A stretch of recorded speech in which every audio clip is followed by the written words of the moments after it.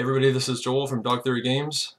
Today I'm going to give you a sneak preview of a new game I've been working on. This is called WitchVsWarlock, and this was my presentation at Captivate Conference this year, 2014. So I want to just give you guys a quick look at the game and explain a little bit about how it works. And I have Alec here with me, and we're going to play a quick match for you guys. Hello. So I'm in control right now, and I control the black pieces. It's a two-player competitive game, and you have black versus white. So using the thumbstick, I can move this around, and with A, I can select a piece and then I can change its look direction. So look direction is very important for different game events that happen, and you'll notice I have the hourglass ticking down here, so kind of limited time to make my move. So without explaining too much, I'll just go ahead and make the first move, and when I do that you'll see this hand turn white, and now Alec has control of the game, so he's going to move one of the white pieces.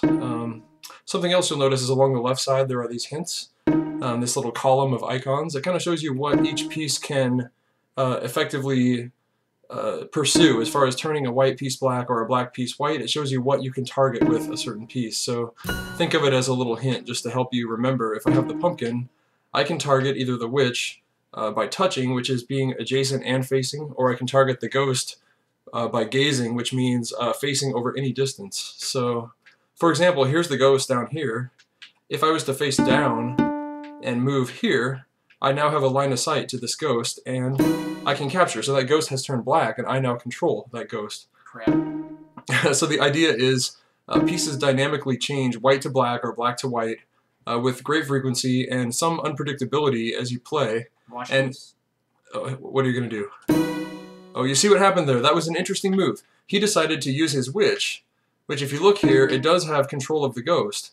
So he was able to touch this ghost, turn it white, but that changed the turn, and when the turn changed to black, it was immediately turned black again by the effect of the magic pumpkin.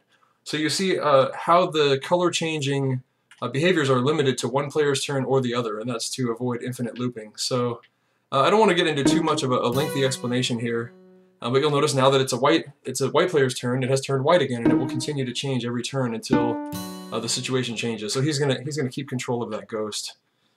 So yeah, without explaining too much, I'm just going to go ahead and get on with the game here, if I can find a good move to make.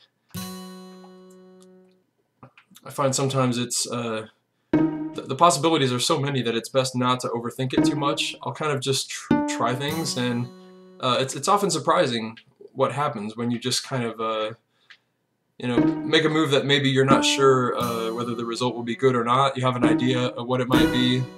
It's to some extent you can predict if you know the rules what will happen, but not always. Just to show you, I'm going to push Y, and you guys can stop the video and read these if you want, but this is the detailed rules of each piece, and it's more for reference. Like, say that something happens that you don't understand in the game, you can look up the particular piece that was related to that, and you can see what the actual rule was. It's a little bit of a burden to, you know, to ask the player to read the entire rule set, so therefore we have the hints on the side, just to kind of help the game flow a little better. And I think during a live demonstration at Captivate, that like really helped out, having these hints there. Changing direction of a piece does not end your turn. That's correct. You can change the direction without restrictions. So and there's a lot of flexibility in how you control moves by doing that. So, oh, wow, that was really interesting. So what happened was there was a black bat here and a white bat here. When I changed this bat black, the witch was then caught between these two black bats, and that's kind of how bats work. They capture you between both of them. So in that case, I was able to capture his witch, send him back to his tower. It's kind of a reset event, and now I get an extra turn for doing that. So basically there's a bonus turn for the player who captures the witch. So as you guys can tell, there's many sub-rules and kind of subtle variations that make it, no matter how, I found anyway, no matter how skilled you are, you will inevitably make mistakes, and unpredictable things inevitably happen in the game, which to me is a great joy of playing it. It means, basically to me it means as a designer, knowing every rule, I'm still not bored. Like, I still can play the game and enjoy some of the surprises that just kind of happen. It's a really cool privilege as a designer, because usually you get tired of playing your own game, and you're just like, I've played this level a million times, and it's been the same level a million times. And this game doesn't really have that. Oh look, it looks like you have two things selected at once. It seems to be a bug. See if you can just unselect. Whoa, oops. Oh, okay. Yeah, there are. I have to apologize a little bit for the controls.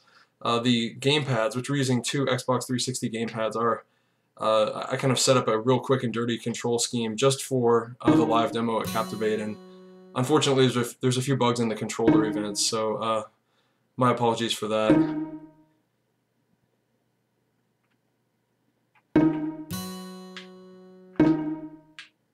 So the goal, I didn't mention basically what the goal is. The goal is for me to move my black, this is the Warlock here, to move to his white tower, which is there, and for his white witch to move to the black tower there. There's also another way to win, which is if I notice when I captured his witch, he was kicked back to his tower, and if I was to surround him here with 3 black pieces, whatever pieces I want to or can move there, that also is a way to end the game by capturing the witch. So let's see, what can I do here? Getting low on time. I've got to come up with a move.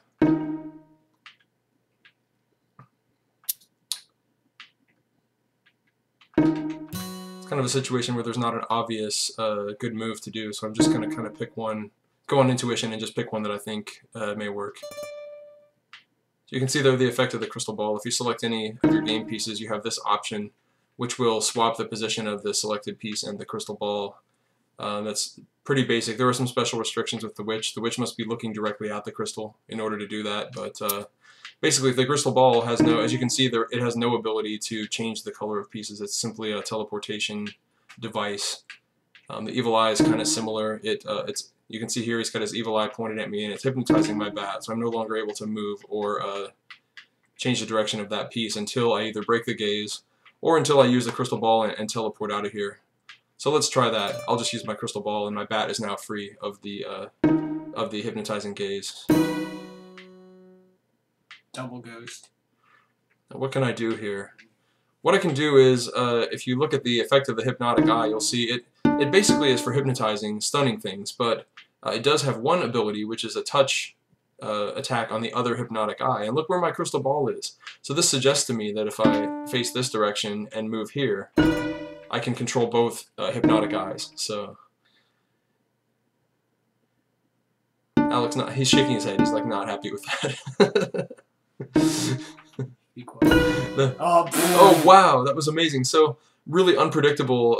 I'm not even going to try to explain what happened there. It's just one of the joys of the game is kind of the unpredictability of just seeing huge chain reactions go off, and it is pretty much within the rules. I haven't seen really any that actually broke the rules. Yes. Like if I actually trace what happened step by step, I could say yes, every action that happened in that sequence there is actually within the rules and it's not a bug. But it looks very, I think, impressive when it all kind of just goes off like that. Okay, so here's a bad situation. I know his pumpkin has got ghost control, and I don't really want him getting my ghost. I'll try that. I'll try the crystal ball. Oh, he took my eye. Oh.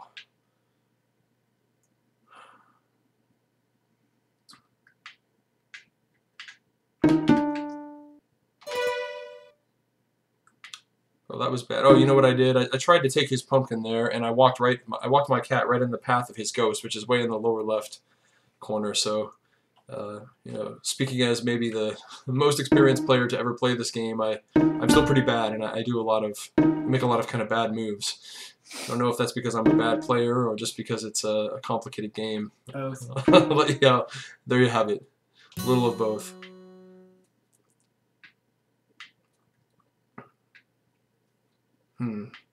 So if you noticed, the momentum has shifted against me just a little bit here. This happens a lot in WitchVsWarlock. Like one player will almost take over every piece and you know, take over a huge amount of the board, and then very suddenly it can change, and the other player can sort of come back and kind of reverse that, and it can happen within a turn or two. So it's pretty cool. It's like no matter how far behind you are, there is usually some chance for you to come back.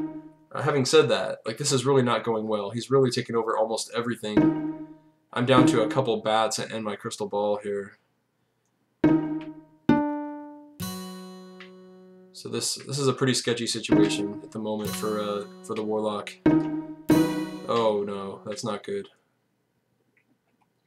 This is getting really desperate now.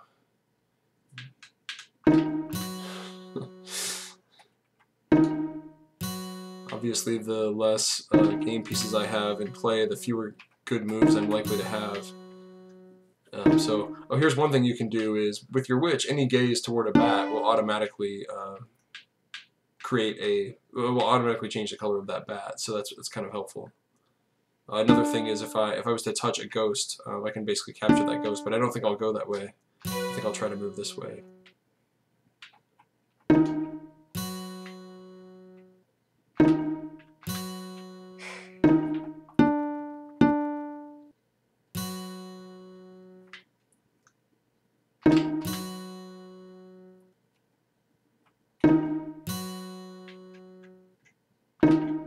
The witches are not really able to...